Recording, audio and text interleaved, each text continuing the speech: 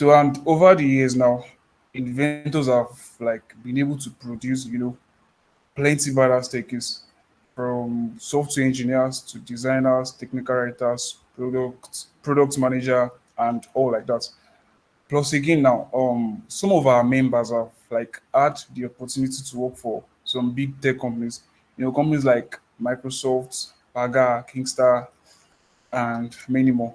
Yeah, so that is like to show you the value that the community is creating. She gets it. It is voluminous. So also, inventors as we've been expanding. So recently now we had a new chapter at Bales University of Technology, and yeah, we plan to like grow even more. So more to come soon. And yeah, tonight, so some of our founding fathers now, so they will be gracing us with their presence, and yeah, they'll be teaching us about system design. You get. So I would like to introduce Joel Olawale Joel to tell you guys some stuff about these people. So Joel, over to you, Chief. Oh, thank you very much, Elijah, for the brief and concise information about the Inventors community. Yeah, so moving right into why we are here, I'd love to introduce our amazing speakers.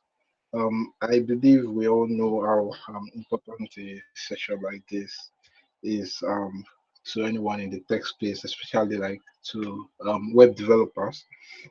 And like the flyer says, it's we are going into like we're going to be they're going to be explaining system design in like taking an holistic approach.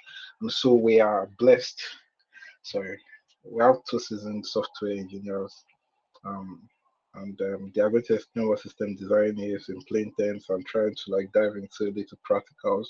So it's not just all theory. So the first speaker, Mr. Omolulu Emmanuel, full stack um, software, a full stack developer at Renox Inc.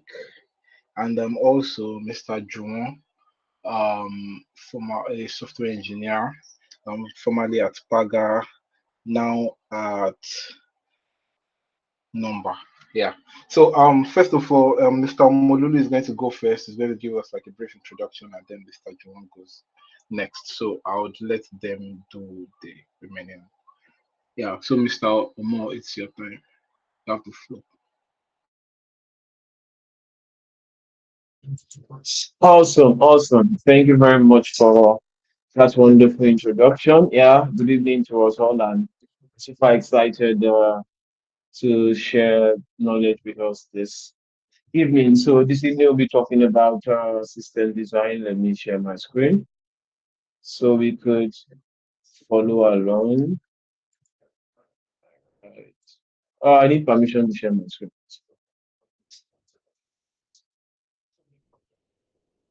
So who is this? All right, not yet. It is disabled.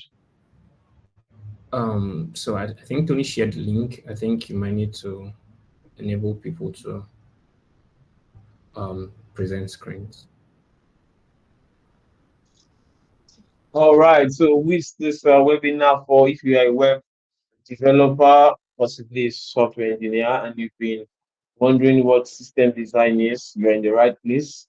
We're demystifying what that means in plain PC, so you could get out of this call bragging about knowledge about system design. While we wait for the for my permission to share screen, I think it will do us a lot of good to know that you're in the right place. And I will want to ask in the chat if you have built an application before, just type in the chat, I've built an application, because we'll be looking at that, not necessarily application, but the brain behind it. And you will agree with me that there's no newbie in system design, and you must have designed one or two systems. So if you have built any application, maybe simple as a to-do list or possibly Facebook, you could just drop something in the chat.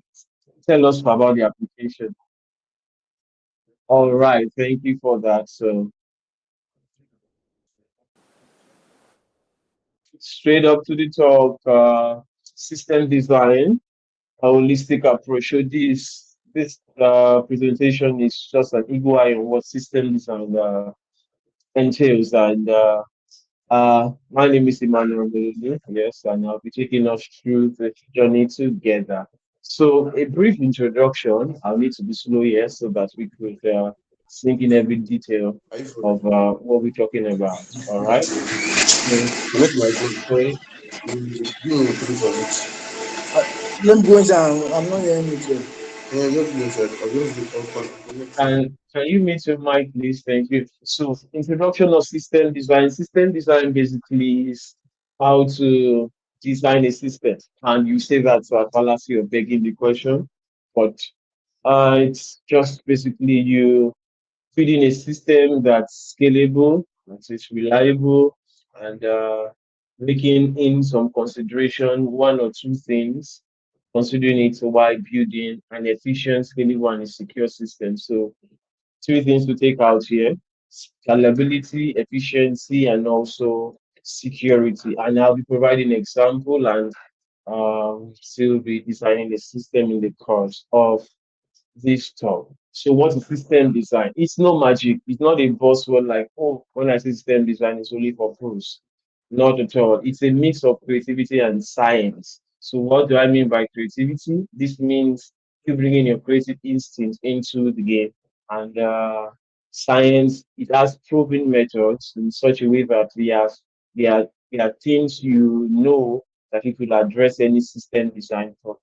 So in detail is the process of defining architecture, interfaces, and data for system to specify a specific requirement. Note that word requirement. So your design of a system can be simple or can be complex. So what does a good system design entails? It's just about you bringing your A game, thinking about everything in the infrastructure.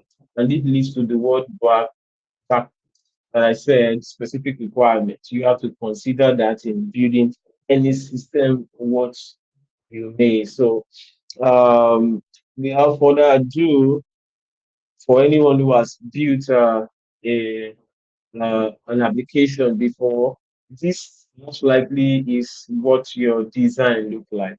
So you didn't think about designing a system, but you have actually designed one. So explaining this image, you see that the client, that is the user, sends a request to the web server, and the web server directs that to the back end of the application, which relates to retrieve data from the database and sends it back to the client. So simple as that. But this system works, but if we critique this system, there are things that we could improve. And that's what I'll be showing you in the next slide. Now take note of our first system design, client web server, backend logic, and database.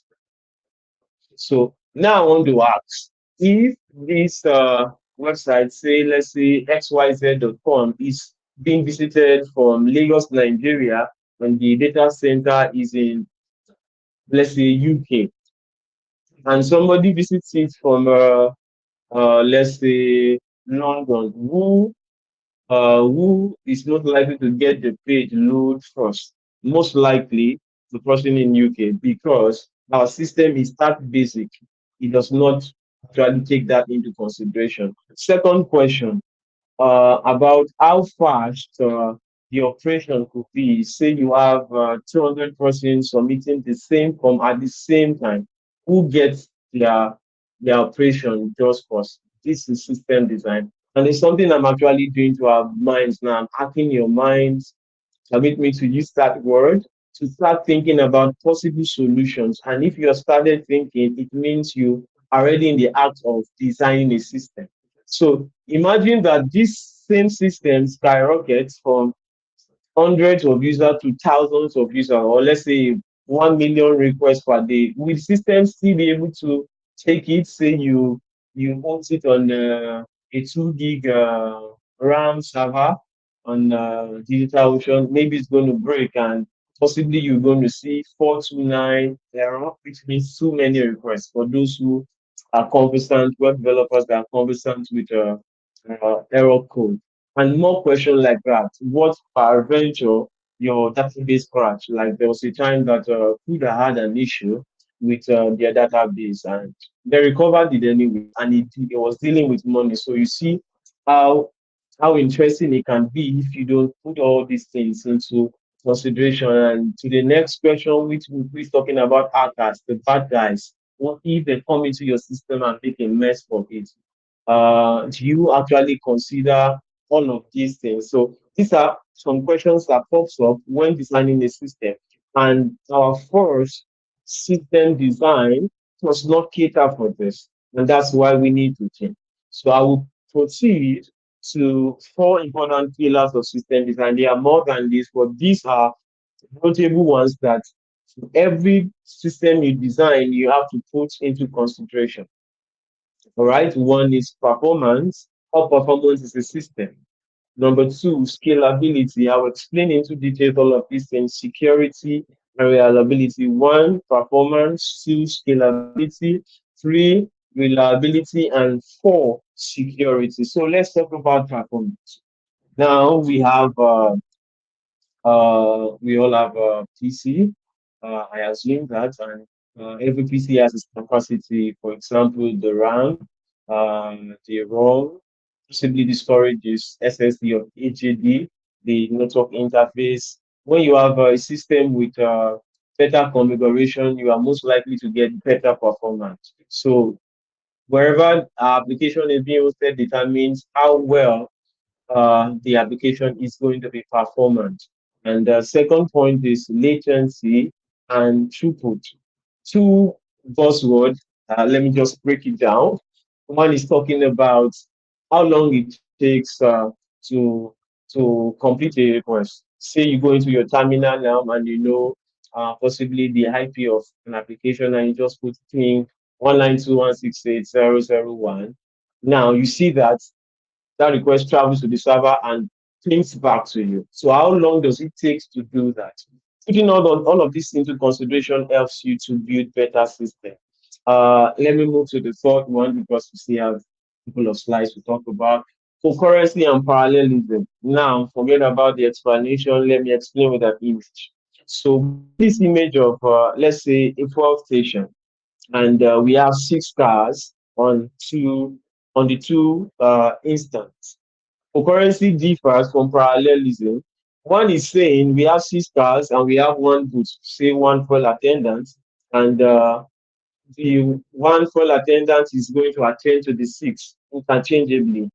Now, parallelism is saying that, okay, we have 2 full attendants, 3 on one file, 3 on the other file. How does it make sense? Now, concurrency and parallelism helps us to understand that we could improve our systems by creating more, in this context, good or well attendance. So, performance, we're talking about how can we improve the performance of our application, even though I can't see our reactions. I hope we're learning one or two things about how we can make our application, going back to this, our first system design performance. That is, we consider improving the capacity, the latency, and throughput. And based on our scenario, we choose to go for a concurrent approach or a parallel approach. Now, to the second pillar of of um, of system design, reliability. Now, I would be so right to say that everyone on this call have visited possibly one or two social media platform today. And I can remember a time that WhatsApp was down and it was like the world has ended. Like, what's happening? WhatsApp is not connecting again. So this kind of boiled down to show the essence of how reliable our system is. How reliable is our system is. And there are like three points I would like to share with us on this. Availability of the server. Availability of the server means that the server is firstly in different locations. So the example I gave about somebody in London and somebody in Lagos, Nigeria, visiting the same website. So we are saying that we should have multiple servers in such a way that when I make a request, it's make that request to the server that is close to me. Now, when I mean the word server for somebody who does not know a server, what a server means, like a server is like you running your application on your PC, but now it is remote. It is in a remote location. And having multiple servers helps you to spread in different locations and ensure that you do not go offline. You do not go offline, and it keeps your services running smoothly for all users, regardless of wherever it is. Think of Facebook. Facebook has different servers in different locations, and it gets all of the requests you make to it. Say you send a request to your friend, it is actually being done on the server close to you. Now we want to build a system that can detect a fault and actually fix it. So it's also talking about how reliable your system is.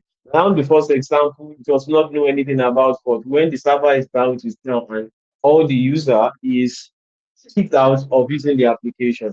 But a good system design will help locate or detect that there's a fault and helps correct it.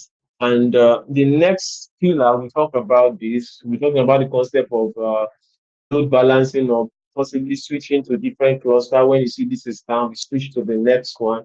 And you as a user do not know if there's any issue because the system notices that there's a fault in the first cluster. And I'm talking much more detail, but just take that like a server and switch to another server and it doesn't actually give you issues. So you can achieve this through integrated monitoring tools like for reliability tests. There are many of it. You have Boxmark, say you have Sentry and all the rest. Recovery, say you have your system break. How can you repair it? How can you repair it? So I will double down on the example of CUDA. CUDA had an issue with their data and their user, like I'm a user of CUDA, had different balances. And people were like, "Oh, CUDA has stolen our money. Where's our money?" And people was on the panic, and it really almost dented their image. But because their system was, or let me say is in present tense, is designed to accommodate recovery, they were able to restore back and data and do all of that. So if you do not put this into consideration, know that it's not good for business. Say you're serving many users or let's say clients, and it could also cause a lawsuit anyways if Adventure could not address that adverse condition. I tell you, there would have been in court. Let's move on to the four, scalability. And scalability has a lot to talk about. So I'll just touch on it. One, load balancer. I'll give an example, but let me explain what's on the screen. It says that load balancer distributes user requests to multiple servers. So for people who are conversant to wear like trucks that distribute maybe soft drink. Now you have one person in the big their vehicle pushing out different crates of soft drink like in their crate and passing it. So you have so many requests in that vehicle and you want to like distribute it. So it's just like taking all the requests, let's say 100 requests, and you have four servers. So you can just share that 100 requests into 25, 25, 25, 25. I think that makes sense. That makes sense. So that's what the load balancer does. It makes sure that one server is not having so much load and the other are redundant or they are not working. So to scale any application or to design a good system, you may want to consider load balancer. Now, horizontal and vertical scalability. For this example, I'll give like a restaurant. We're talking about application, but I'm actually using day-to-day examples that we can relate with because truly you teach system design even in a restaurant. So Things be like tables in restaurant and versus horizontal is adding more tables to the restaurant, and vertical is making the table more bigger. Now there is no one way. There is no one that is okay. Horizontal is the best, vertical is the best. It depends. Now, if a restaurant designed for friends, like 3 to 5 persons, maybe you want to consider vertical, make a larger table. But if it's for like 2 persons, maybe you will want to have more tables. I think that makes sense. Um, Horizontal and vertical scalability. So when you see that you are getting more requests and they say, oh, you got to Domino and you wanted to buy pizza and they say we can only take 50 persons and you are the 52nd person. You go to another restaurant, right, to get your pizza. Maybe they produce the best pizza, but uh, because of that, they could not scale and take much more requests of pizzas. You are most likely to go and sort yourself in other places. Now, scalability, horizontal or vertical, there is something interesting down. Say auto scaling. Auto scaling means I don't need to really define what number of requests is coming at me. I will just scale as the request gets more and more. So it auto scales, and servers like AWS does that out of the box. Does that out of the box. And to also scale, we consider microservice approach. Your application, most likely, I do not know, may have been a monolith approach where all of your logic and everything happens in a singular code base. For microservices, it's like chunking them based on their responsibility. Netflix is a good example of what that does. And in our context of restaurant, it's like having multiple chefs specialize in doing one thing at a time. This links us to an interesting story I will share about Henry Ford. It's a very great industrialist for people who have read about him. So he went to a slaughterhouse where you watch cows, and as at that time he produced some certain number of vehicles per year. So he got to the butchers, and if you have ever been to a butcher before, you know what I'm talking about. How the livestocks were being lined on the production line. So some people do the killing, some people do the cutting, some people do the packaging, and say how how interesting it is. I can also bring this into automobile industry, and that itself made him produce more cars. So you can also like introduce that into our design. Fetching. Fetching is getting data that is uh requested for over and over and making it nearer. So in a restaurant, say if we want small chops or what have you. So instead of you going to the kitchen to get that, you could just put it nearer to to to where it can be gotten from. So that's like a it's like a layman example of what cage. But what does cage mean? It means holding frequently used data to be quick to be retrieved quickly. And if you have built a performant application or scalable application, we know about Redis and so is application caching is important for that cause, and application caching basic is differs based on the calculator results. So there's no like right or wrong answer when you're designing a system. It just depends on your requirement and the use case you're talking about. So let's fly. So security is very important. Say today I post on my timeline and it appears on Tony's timeline, and what the heck just happened? Uh, I would say Facebook had actually breached my privacy. That's what Tony will say. I posted on my timeline and it appeared on his. So security is very important. And it's just like putting locks in a digital house. And that's that important because there are bad people on the internet. They just want to cause and break things. So you should be able to design a system that is secured in such a way that you can help the users of the application know that the application I'm using is built in such a way that whatever I do, and my resource is my resource. So data encryption is It's one way you can secure your application. You are not new to WhatsApp end-to-end encryption. That is, WhatsApp does not see what you send. So that's security in some sense. But WhatsApp looks like a big example. So HTTPS is also for do you want to say something? Am I running out of time? So I'm running off very soon. Thank you. So data encryption, that is encrypting data sent to the server and mitigating man in the middle attack.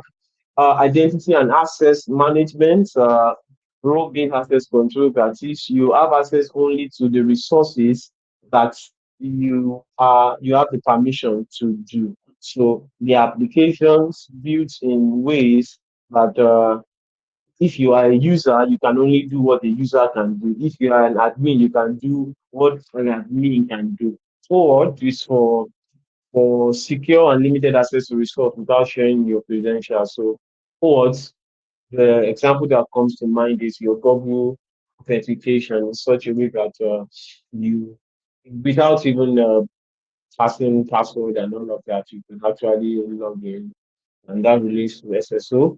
Vulnerability protection. This is checking if your system is vulnerable to attack. Our first system that I showed us did not cater for all of these pillars, and we'll be designing a system after my presentation. But back to vulnerability, we have common vulnerability checks like XSS, CRSF, and SQL injection. Can you hear me, please? Yeah, we can hear you. Yes, we can hear you. Okay, I just want to confirm that. Okay, that from the beginning you have been hearing me because I just saw my mic muted. I'm like, what is happening? Yeah, I muted everybody because I saw what was happening, so I was expecting. Okay. I muted everyone. That's why system design is important. So we have somebody coming into and distracting this wonderful section. So rounding up system design, the evil eye view of it. So it's essential for building systems and ensuring that it's fast, it's scalable, it's reliable, and secure. That is performance, scalability, reliability, and security. So by focusing on the areas I've shared, the strategies and the points for system designers, it helps ensure that the next application you are building will load quickly, the user actions are going to be responsive, and system can handle the growth of users. So I've come to the end of my presentation, and if you did learn one or two things, I'd like you to drop some reaction. Thank you. Thank you so much for the insightful session, Mr. Omo. Um, I know most of us have learned, like all of us, we have learned one or two very important information from this session. Thank you very much, especially the various pillars of system design, from performance to reliability to scalability to security. Thank you very much for this awesome session. So Mr. Moore has done justice to the whole theoretical part, and he has explained it for, like, as if he was explaining it to a 5-year-old. So I believe we have all understood. Now, Mr. Juwon is going to is the second speaker, and is going to go into the practical aspects of system design. So, Mr. Juwon, you have the floor. Yeah. Hi guys. Am I audible enough? Very audible. Okay, thank you very much. So, good evening, everyone. Sorry for, what we're experiencing, but yeah. So moving forward, I don't know. Omo, can you share your screen again? I think, I can, because I think Tony already removed the permission to share screen. So, Tony, can you give me the permission to share my screen again? Okay, yeah, I can see it now. All right, cool. Can we see that design? Let's take it to the second to the last page or something. Just want to explain something. Yeah, that. All right. So, as much as we are trying to, design highly scalable system, that has a lot to offer in terms of speed, availability, consistency, security, etc. There are some main trade-offs that we might have. Because at the end of the day, system design problems and solutions is not a one-size-fits-all thing. Tony and I could basically be building the same system, but we are having different problems because we have different pain points. We have different, approach in terms of costs. I might want to build very cheap because, I have financial challenges, and Tony might be building a system that, he has a lot of things to put in that. So yeah, it's not a one size fits all. We might be building the same thing and be facing unique and completely different challenges. And it doesn't mean that because A is facing a challenge, the design of B is better than A. It just means that, the resources or how the design is built is just basically different. For instance, we're talking about systems in this case, there are some trade-offs, for instance, time and space. And it's clearly explained here. When you're trying to build systems that have high availability, you want low latency, you want to, easily make requests, get response. For instance, the games we play, these are games where low latency is the order of the day. You do not want to delay as much as 1 second. Imagine playing Call of Duty and somebody's pointing a sniper to your head and you want to escape. 1 second is even too much for the person to take you off. Things like that require that you spend a lot of money on speed. And this can be as crazy as, having more services, replication, trying as much as possible to have, some caching involved, trying to, fetch data in a different way, trying to use different protocols, different from HTTP, for instance, to communicate, WebSockets, etc. So we might have, like I said, different challenges. For instance, performance and scalability. Performance is basically how your system reacts when it has a single request, right? So, I make a request to a system, it gives me a response. We say it performs well. But what happens when we have multiples, maybe millions of requests?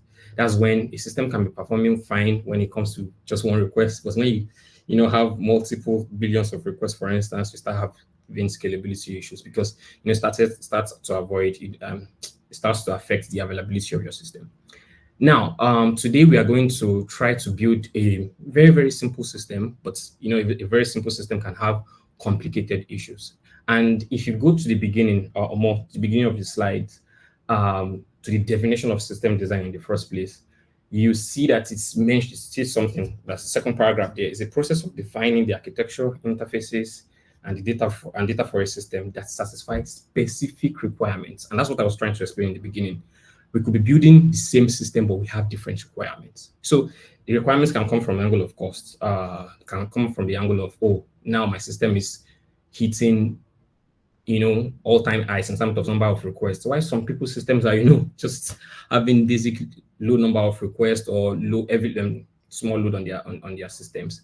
So we can be building the same thing, like I said, and we are facing different challenges and we have different requirements basically. So today we are going to try to build a tiny URL service. So what's a tiny URL service? I don't know if you've seen all this bit.ly link in the past before. I'll be sharing my screen in a few seconds.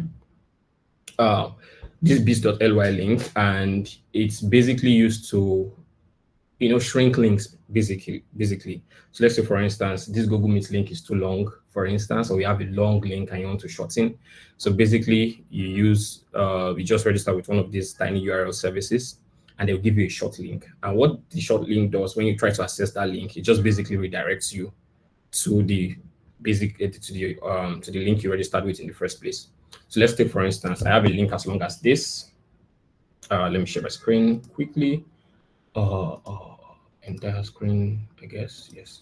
So if at any point you can't hear me or something, please, or you have a question. So let's take, for instance, a link as long as this. Can you see my screen, please? Someone? Yes. Yeah, great. All right, so we have a link as long as this. And in cases where you might need to share this link in different places, you might need a URL shortener for this. So a URL shortener, when it takes this link, sometimes can give you something as low as, let's say, let me use just the normal bit.ly slash, let's say some random thing. And you can have a link as short as this. And once you enter this link, what happens? It just redirects you to this, and that's all. Now, this looks like, I mean, very, very simple system to build. I'm going to be touching on different aspects of it. Now, from the basic design that was shared earlier, I mean, something as simple as this is good, yeah? I mean, this is our first design. In the beginning, we do not, of course, need a microservice because, I mean, we do not need it at the beginning. When you have low requests, you're just building out, and your requirements has not, really increased in terms of consumption. And, you can still build something as low as this, basically make a request from your web clients, which could be your browser or your mobile app or something, to your backend service. So I should just probably name it correctly here.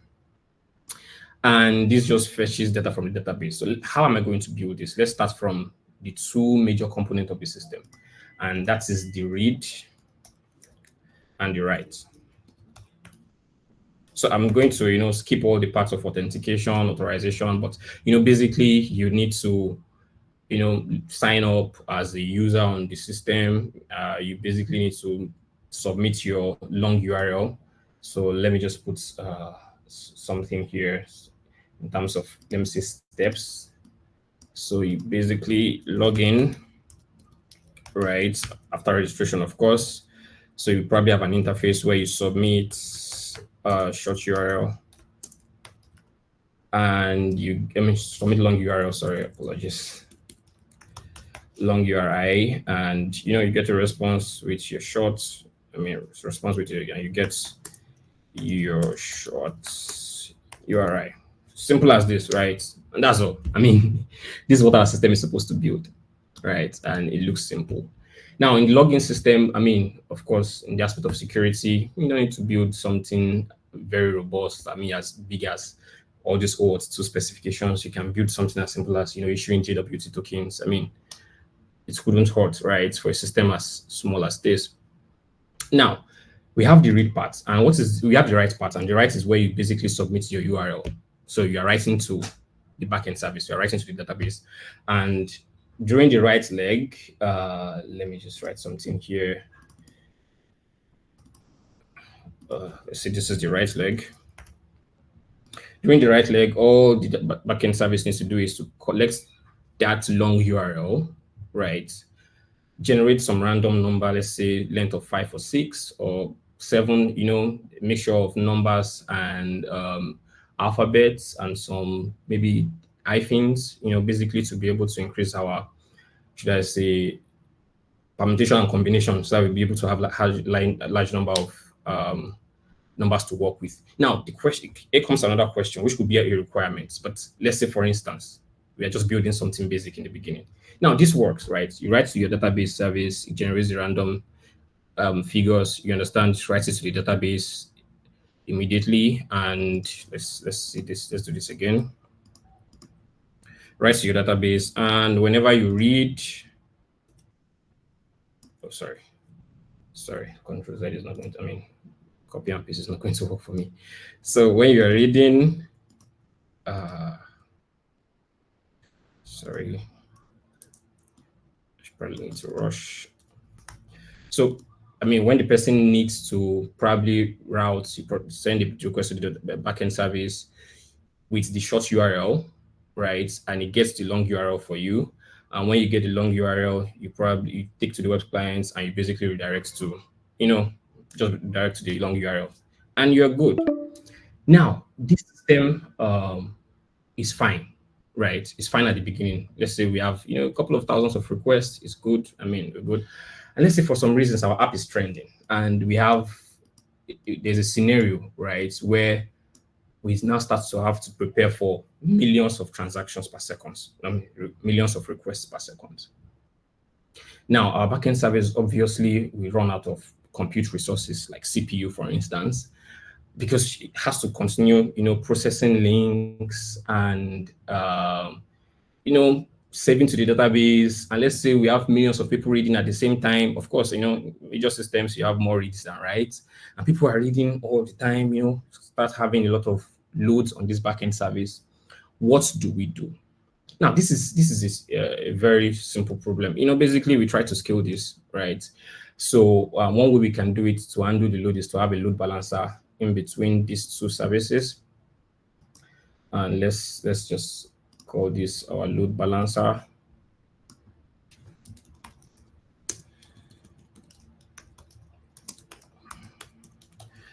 So I mean, the load balance, we scale this backend service horizontally. So basically, we have more pods of this or more instances of this service. So let's say we have 10 of this, for instance. So I don't know how to represent that here, but let's say we have 10x, for instance, 10 of these pods. So depending on how you decide to scale this, in cases like this, we decide to scale based on consumption of the CPU resource, right? So once this is getting maybe 1,000 requests, you scale, might be automatically, based on your setting, and immediately the request is hitting the load balancer. The load balancer is sharing the request based on that. So instead of hitting the service, can hit the second service, can hit the third service, etc. So let me just for the case of explanation here, let me just do 2 services, right? So let's copy and paste this, and let's come down here, right? So basically we have 2. I don't know why this is not nice, but okay, let's do it like this. Cool. So we have 2 services, and depending on the, okay, that works too. All right, 2 services, or depending on the workload. Now this can basically work. I mean, our service is being the requests are being evenly distributed on each of the services. The system is doing fine, but there's another challenge, right? Is our database doing fine? We're talking about writes, millions of writes every second, millions of reads every second, and there are several ways to scale your database. Now, one way to do it is to scale horizontally, probably have more read replicas. So read replicas are basically instances of your database. I will not call it snapshots, but yeah, of your database. So we have a read replica here, another read replica here. Okay, sorry, let me delete this and represent it correctly. A read replica here, a read replica here, because I mean, we're having billions of reads, remember? So in that case, when the request is coming to our database, we basically distribute the resources, to each of the read replicas. So you are reading from the replicas, and whenever you write to the database, to the write master, and the write master just, replicates the data on each of the read replicas. So basically, the database can handle multiples of, reads in this case, because, we now have read replicas that can handle, requests to our database. But this is not the end of our problems. We have other problems again. We're talking about multiple writes to our database. And let's take, for instance, I mean, we are writing to our database every time. We are reading from our database and writing from our database every time. And our service is basically mostly generating the URL and pushing to the database. Now, there is something we can do basically to make this system more available. Instead of for every request, we generate a new URL, we save, then the person needs to read. Why don't we have a job, right? Which is on another backend service. So let's say we have a job here. And what this job basically does, which could be, part of the backend service code, doesn't have to be a different service on its own, right? And what this job only does is to generate random numbers for the URLs and save it to the database. So we now have multiple random numbers on the database that have not been assigned to any long URLs. I don't know if that is clear enough. So this one basically just probably every second, every millisecond, however you configure the job, this keeps writing to the DB, right? So this one keeps writing to keep creating short URLs and writes to the DB. So whenever somebody now submits a long URL, all we need to do is to pick from the database a URL that has not been assigned, right? And that is it. I mean, that makes the process of generating that makes us abstract the process of generating the short URLs whenever we are writing, because there's a little bit of delay, probably some milliseconds, who knows? But then you remember that for every write you do, you have to store unique records on the database. So for instance, if I'm submitting a long URL and Tony is submitting a long URL, we should not give them the same short URLs. And, having to write every point in time, means you are comparing with the records that you already have on your database, making sure it's unique, which could, of course, be a lot of work and a lot of delays on the user end. So we can just have a service that generates these short URLs. I mean, the service is doing its job. So whenever the request to write comes in, we don't do any sort of creating of short URLs. All we do is just to check the database. Do we have a short URL that has not been assigned? Yes, then assign it to this long URL, and that's all. So it increases the speed. I mean, still consistent, we're still good, right? So all that this write process does here at this point is just, I don't know if this is fine, but forgive me, but I would just, let me just, so let's say this is the write process. All this write process does at this point in time is basically fetch an unassigned record from the DB, right? Oh, sorry. From the DB. What else does it do? Update this record. Oh, sorry. Record with the long URL. Then return the short URL. Right. I mean, this is cool work, cool stuff that this guy will be doing. So he doesn't have to be the one to keep generating and, giving it the responsibility to check if if it is unique, right? We have a job that is doing that already. So the jobs keep populating and we just keep picking from there. So it might just be populating maybe based on our based on our workload at that point in time. So if you're having 50 million requests, you can be generating like 100 million per day, and that's good, right? I mean, if you're having 50 million per day, 50 million write requests, you can be generating double of that per day. And, when you're writing, increases your system availability. Now, this is good, right? I mean, everything seems fine, but we still have another potential problem. And this problem is very, very common in distributed systems, especially when you are dealing with unique variables like this. Now, what happens if two requests comes in at the same time? And two requests hits the same two requests hits the DB at the same time, and they pick the same record at this fetch side of things. Now, that would mean we are not doing any checks, right? All we just do is the fetch, we update the long URL on the DB, and we return the short URL. So Tony and I make a request, for instance. Sorry, I keep using your name, Tony. That's the easiest thing that can come to my mind. So Tony and I make the same request. And at that point in time, before the transaction closes for this one or something, we fetch the same record from this database.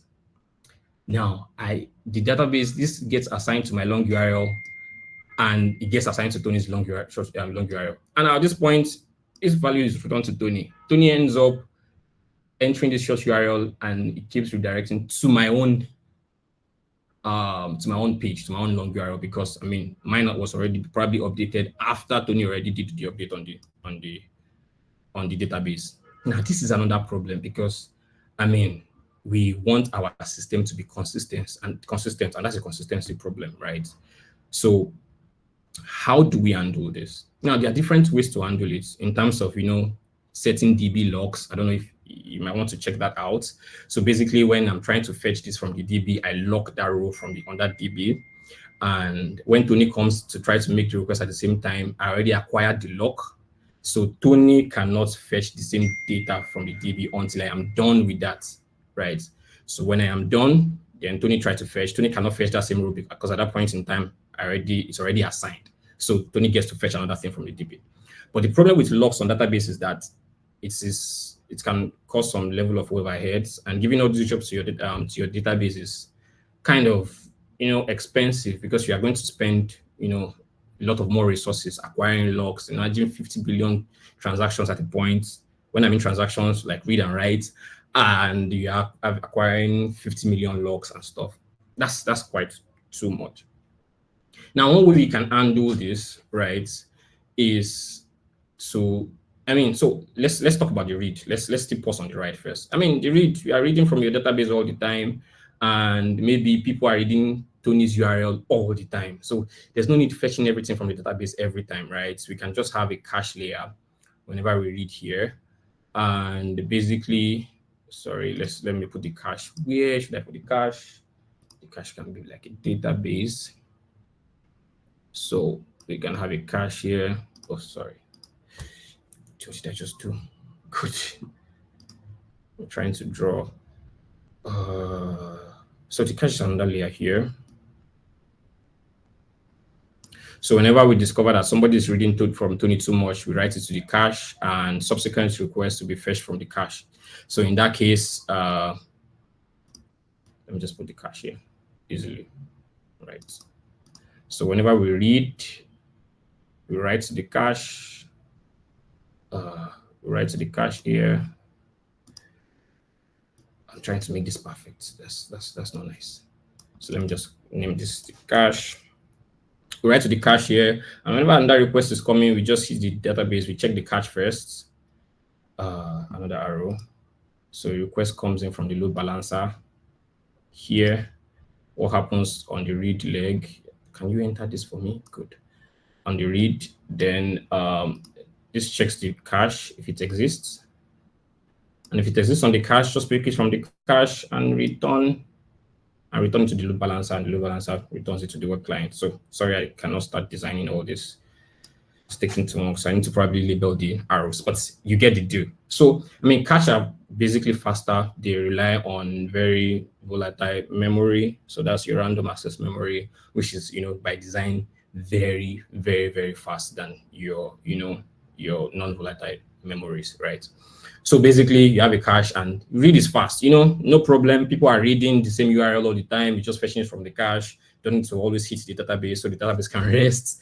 And we can always fetch things from the cache, which might question whether we need too many read replicas or not, but who cares, right? Now, on this right leg, back to this very unique problem of two people fetching the same database and the locks not being a very great solution for it. Now, we can have a queue. And I mean, of course, from our knowledge of data structures, I assume that we basically have an idea of what a queue is. So basically, now instead of this guy trying to fetch the unassigned record from the DB, it tries to fetch the next record now, this time, next record on the queue. So in this case, whenever this job is running and it's writing to the database, I mean, it's populating the queue as well. So let's do this. Oh, sorry, proceed. Can I not just copy and paste? It's populating the queue as well. And of course, from our knowledge of queues, was it first in, first out, right? Queues is a data structure where whenever you pick up out the objects from the first object, goes to the next one. So in this case where somebody is trying to fetch from this queue, you take it out from the queue immediately. So in this case, there will be no instance where two requests hit a queue at the same time. Whether 10 requests hit a queue at the same time, you are going to be taking the data from the queue one after the other. So in that case, everybody have unique data. So when you fetch data from the queue, all you just need to do is update the record with the long URL on the database this time. So this one talks to your database and you get your short URL. Perfect. I mean, you already got your short URL anyway from the queue already. So you pick the short URL from here, update the record on the database because of course you know that it's unassigned. That is why it's on the queue in the first place, right? So then you return your short URL. That is how you can handle this concurrency problem. Concurrency problem in terms of, two people hitting the request, hitting your database at the same time. That's how you can, basically resolve this concurrency problem. And your system is highly available with the number of reads you're getting. And, we design all this without necessarily having to, use microservices. Microservices can cost a lot in terms of resources. And general rule of thumb, don't use microservice when you do not need them. You can start to build this as a very solid, it's a very solid modularized monolith with very good interfaces. So basically, you have a monolith. So when you want to scale and you want to scale into microservices in the future, you basically just remove each modules into new services and you update the interfaces. So the interfaces will be like probably HTTP requests in this case, or if you're going full event-driven designs, you can now start using your event-driven framework. So to recap again, I don't know if this can allow me to draw into this guy, but yeah, this guy fetch the next record from the queue, pops it off. I don't know if I think it's the queue. Yeah, the queue. This one just does the process of enqueuing, so start adding things to the queue. And once you pick it, of course, it's unassigned. You update the record of that guy on the database, and when you're done, you return the short URL. And you read, when you try to read, if the database data is on the cache, you get it. If it's not on the cache, it fetches it from the database, updates the cache, and returns it to you. That is how I would design a very simple, or this time complex, because I mean simple would be that very simple design, but this is how I would build a tiny URL application. Now, this is not the perfect design. Like I used to say, there's no one size fits all. Another person will come and say, probably my requirement now is probably not availability, probably not speed, probably not this, probably any other problem. So at this point, I think we can share questions, concerns. If you think this is not even good enough and you have an idea on where to put new things, I mean, let's just have a discussion in the next couple of minutes, and in the next couple of minutes, and yeah, we can have some fun time. So any questions? Sorry. Yeah, this makes a lot of sense. While we are thinking of questions and all of that, so nice one, Jimo and Emmanuel. Thank you very much for making this a very nice section. And for those that are probably newbies, those that are maybe intermediate or professionals already, they will be able to like understand. They will understand what, or they will be able to like relate to what Joanne Mo is saying. And I keep telling people, people will just be like, should be software engineering or web design or web development is about just writing HTML and CSS and learning all those syntax. All the syntax. You have ChatGPT, you have all those things, right? But then designing a robust system, there's a lot of work that needs to be done. Right. You need to like think and plan ahead with other engineers, other developers, and all of that to make sure that the system is robust enough. So don't take all these trainings, all the things you've learned from this for granted. All those data structures and all those things that you've learned. See, introduce a queue, and I think we had the section last year talking about data structures and algorithms. See where a queue we work and see how cache we kind of help the system. You might think that maybe it's just short URL and it's very simple now. Shiba will just write code and it will just keep generating random links. But you see you see how complex the problem can be when you have like billions of users. This, like John said, there will definitely be some maybe trade-offs of there are things that maybe you didn't even consider. But then building a system that you can easily scale, it's very, very important. So do you guys have any question? Or I think someone dropped a question on the chats, right? Yeah. What are the downside of generating random numbers here on the service layer? Generating on the service layer is kind of, so I don't know on what layer that you would want to generate these numbers. I mean, might not even be random, right? But you do not want a number that is easily guessable, where somebody can just easily, for security purpose. Yeah. But let's say we are doing it on the random things. The amount of work that you can take off your database as much as possible, take it off. That is the best way to design. Don't give too much work to your database. I don't know. We can generate this on the database level. So basically, we just, probably have a function or a trigger that is working on your database that keeps generating this. But that means you're giving a lot of work to your database to do. And in that case, your database will not be able to easily help you populate your queue, which would now give us the problem of, concurrency problem, where two people can end up having the same short URL and can cause problems. I don't know if there's any other question. Does that answer your question first, Didosun?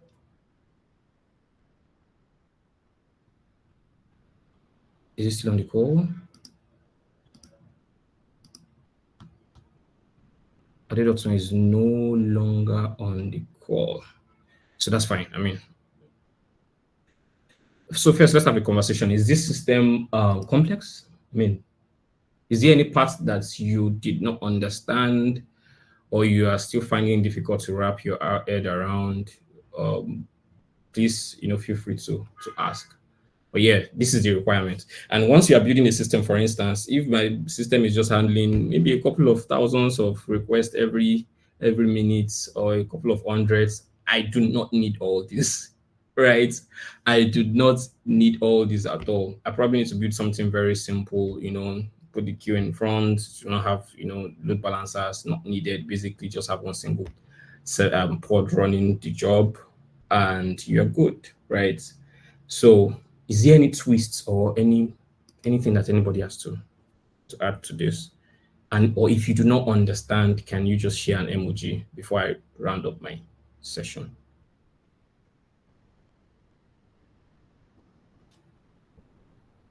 All right. I hope I didn't just preach. Okay, cool. Son has the hands up. Yeah, Emmanuel. Okay, thank you, Joel and Amor, for this insightful session. I loved how you particularly grew your solution from like the very basic thing to it being more complex, and we're seeing a lot of links and wires everywhere, and it's quite interesting how you were able to build it. Thank you so much for doing this. And one thing I just wanted to say is so. You guys have mentioned a lot about monolith and the monolith and having to, hook up, build. So this design we have built now, Yeah. is this a monolith? Because I see that we have, because what I understand of monolithic designs are basically having to have all your logic, your UI, Yeah. your database, your services all together, right? All just modeled up somewhere. But I see that there's a bit of separation here. So what exactly did you build? Is this a monolith? Monolith is different from microservices. So microservices, services basically, right? So microservices is just handling a small part of your old design to a different service, right? So giving a different part of your list, for instance, you're designing an e-commerce application. If you design all that service layer into one single application, into one single service, that is a monolith. But in cases where you have a service that handles orders, a service that handles anything that has to do with saving products, you have a service that has to do with handling customers, those are all bits of a single system. That is not a single system, right? The other service cannot stand on its own as a complete system. I mean, of course, it has to run on its own, but yeah, it's just a part of a whole system. That is what microservices are, basically. So you give this small bit of job to different services, and the major advantage of using microservices is so that you can scale independently. Now, if you look at this use case, for instance, if you are going to try to scale this, which I try to do, like we have a load balancer, we have another service. This service, of course, is still like a replica of this service. So basically, it's not a microservice. It is just a single service that has been scaled into probably 3-4 more pods or more replicas, right? So that our requests can now start eating those replicas so that using different resources, so that you don't suck up a single resource. Now, the advantage of using microservices is that when you have, for instance, an e-commerce application that has the product service, the customer service, you can scale independently. This, you have to scale the entire system. You have to replicate the entire system. In that case, let's say, for instance, people are making more requests to your other service because for a microservice, for an e-commerce application, the other service and the product service are probably the two services where you get major requests. Now, you can scale your other service into many services in that case. And in that case, you do not have to do the same thing to your customer service because, well, it's not doing a lot. You may not have to do the same thing to your user service because it's probably not doing a lot as well. So I hope that answers your question.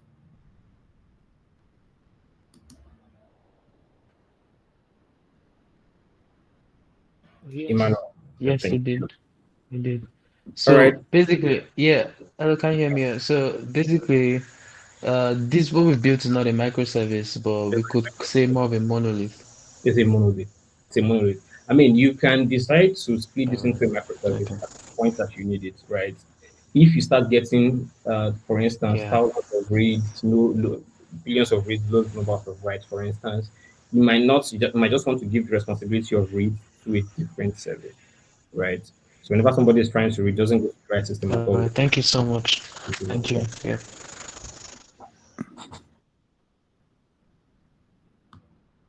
Yeah, and I think maybe another thing is that with the replicas that we have, right, I think we can easily scale it to different regions too, and we know that all the process is happening like in that region, and that we kind of help with latency too. So Yeah, yeah.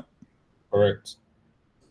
I mean, so like I said, we can scale different corners, different parts of your app. We try to scale on the database level, try to do the same thing on on this level. Scalability is a huge topic. In cases where you're handling files, you might probably need to use a CDN because you get to benefit from the fact that you have availability zones that are very close to you where you can easily fetch data from, and it's cached and replicated in different zones. So yeah, I mean, like I said, unique problems with unique solutions, different unique solutions. So one single problem can have different unique solutions. So yeah, I don't know if there's any other question here. Okay, so I think that's all from me. Should I go back to Hima? Okay, yes, for more, please go ahead.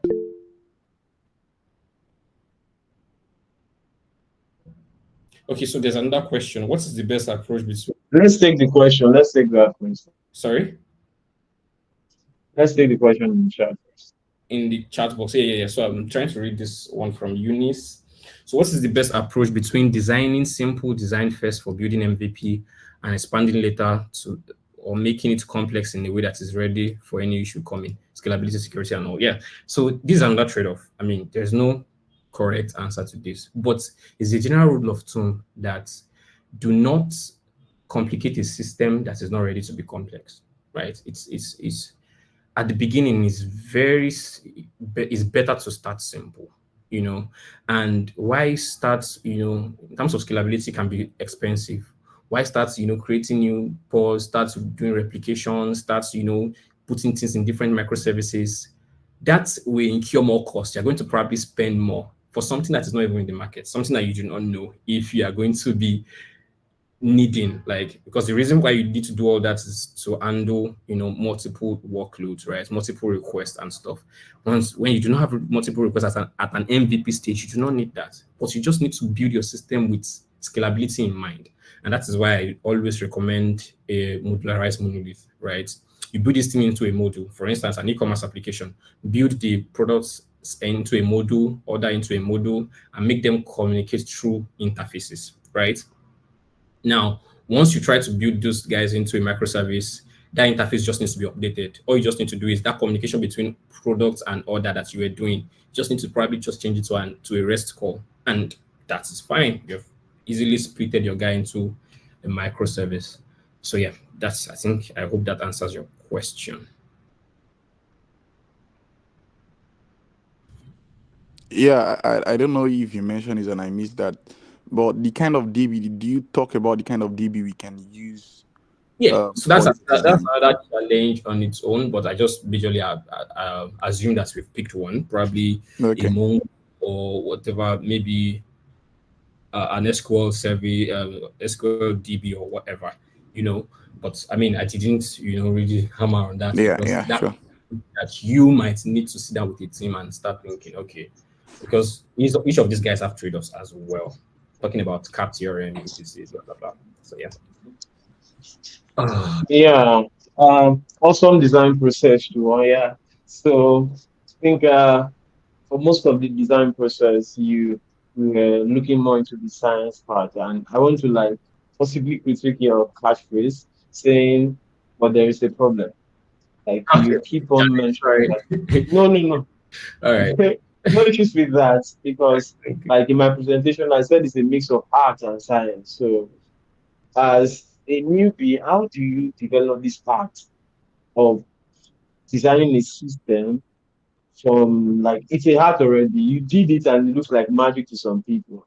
And I know the first time you design a system, this is not how you started. So, can you just take us through the art? You've talked about science. So let's get that from you. So, The art. Yeah. So the art part of things, of course, it majorly comes through, to be honest, working with basically, first of all, I would encourage everyone to try to read the engineering blogs, which sometimes give you insight to a lot of things, because majority of these things is not something that just comes to you, right? It's something that you've seen people do, and or you get different ideas from different blogs you've read, right? Majority of this also come from, working with taking responsibilities. At my place of work, for instance, I've dealt with unique problems, right? That will come to you and you learn from that. Sometimes you develop nonsense and they tell you that, bro, what if this happens? And that comes with another concern for you. So I think if you're not getting the experience which is needed, you need to have the knowledge. So basically, I read engineering blogs. I would recommend LinkedIn engineering blog, which I read a lot. So LinkedIn engineering. You can go in Uber engineering blog as well. Okay, yeah, I read this sometimes as well. So I mean, these guys have some things that you may not need, some things that are way above what I am thinking of with my life. Honestly, I mean, using different technologies that oh boy, but some of the things that I've gone back. I think one of the blogs I read of recent dates back to many years ago. I think 2015 or something, and it is still useful. So let me see LinkedIn engineering blog again. Let me search for it again, and it's this guy, building messaging. The blog was written, I think, updated 2020, but this is kind of old. This is old. I'm very sure it's because I think it was majorly adjusted, but this is a 2020 blog, and which is 4 years ago. When you read this, you get to understand how LinkedIn migrated from using a NoSQL database to save our conversations to using it, putting it back to, migrating now straight to an SQL database, basically, and removing redundancy. You see some technologies, Hadoop, which I have never used in my life, but I just get a knowledge of an idea of what this thing do, and it just majorly, it just sits somewhere in your mind. So when you have problems like this, no worries, it just comes, it just clicks, and that's it. So I read LinkedIn, I read Uber engineering as well, and Netflix. Yeah, Netflix is doing too much at this point, so we are getting there. Thank you. All right, just search awesome. link just for Dotson. Just search on Google LinkedIn engineering, Uber engineering, and Netflix engineering. Yeah. I'm agreed now. All right. So, Young Henry, do you have a question? No. Mic was on. That was why. Very cool. So, Omoy, does that really answer the question? It comes from experience. It comes from source enough. Yeah, but they see a problem. You can help us solve that one, because I don't think I have the solution to that one. But yeah, what's the problem? It's sacrifice in many ways. All right, thank you. All right, Adedosun, do you still have a question? Your hands are up. Yes, I do. Is that audible, please? Good evening, everyone. Good evening. So can you increase your volume? Oh, okay. Sorry. How about now? Is it better now? Yeah. Okay. So I didn't fully get everything that was said because I dropped off for a second, network issues. But my question is not directly tied to everything we spoken here about today, but it's still like system designs wise. Like, so I want to ask some certain questions that actually, when you're aware of these things, you start to read about these things, you know about these things. What do you think at some point when you start to overthink some certain decisions that could have been easier, but just in the name that okay, you have access to this information, so you think it could work this way, and then you start to like overcomplicate things that are not supposed to be complicated. How do you address that? How do you go about that? Yeah, so basically, right, it's like I've repeated many times, it's always advisable to keep things simple at the beginning. We had a conversation about monolith microservice, people diving straight to build microservices, and which you might not need at a particular point in time. Now, with all the knowledge I have concerning all these things, if I'm still going to build a tiny URL service, I'm still going to start as simple as possible, right? I'm not going to delve straight into building all this very, very crazy complex thing. But when I'm building my service layer, building my database layer, I'm building with scalability in mind, right? And that is why that means when building your monolith, you don't just put things together. You can modularize things, put things into different modules, so that it gets easily split into microservice if at any point you might need them. In some cases, you don't, right? In many cases, you do. Now, if you read all these engineering blogs and you see some very complex problems that they have, you notice that they explain a lot of times that the reason why they are doing this is because they have probably 15-year-old data that they are trying to migrate or work on. For instance, this one here is probably, I think it was around a 15-year-old data that has been in their that's been sitting in their NoSQL database, replicated with a lot of database redundancies. You understand? That is not that is denormalized basically. So you know that okay, this problem is particular to handling problems at that scale, right? So different skills with different solutions, basically, right? That's what I would say. When you have billions of requests, it's a different skill. It has a different way of building things. When you have minor problems, you build at that skill, basically. So, Young Henry, again, your hands are raised. Yeah. Left. John, sorry, I want to just add to that. So, overthinking it can have advantage and disadvantage too, right? Just like John said, just think about scaling lead to first, but you can think about it in such that if you need to scale up, you don't need to like scatter too many things. You get, so you can have that in mind while you're building it. Just keep that in mind. So while you're building, make sure that you also think that what do I need to expand in the future. You get, so that way you can easily expand it. You don't need to like expand it from the start, but make it such that if you need to do that, you think about all those things.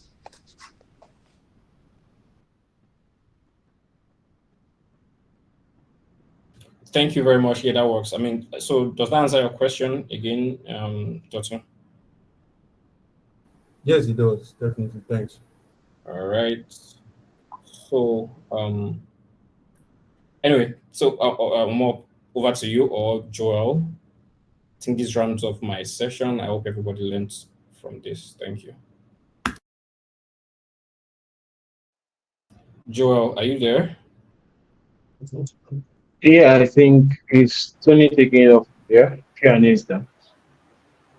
I think Yeah, so thank you guys for your time once again, and I hope that at least everybody has learned one or two things. Even myself also learned a lot from this section also. So I'm glad that a lot of people join and learn one of this. And if let's say you're a new B and you don't understand most of the grammar we have been talking about and all of that, just if you've not heard about them too, you not know what to research on, and that's where Inventors comes in, right? We expose you to some of these things, and you do more research. If you have more questions, then you enter our DMs and ask questions so that we can maybe be of help. So you can enter Jumon's DM, Almost DM, Elijah, Joel, myself, any of the leads, and if it's something that they have more experience with, they will be able to like maybe help out, and they can maybe point you to someone that can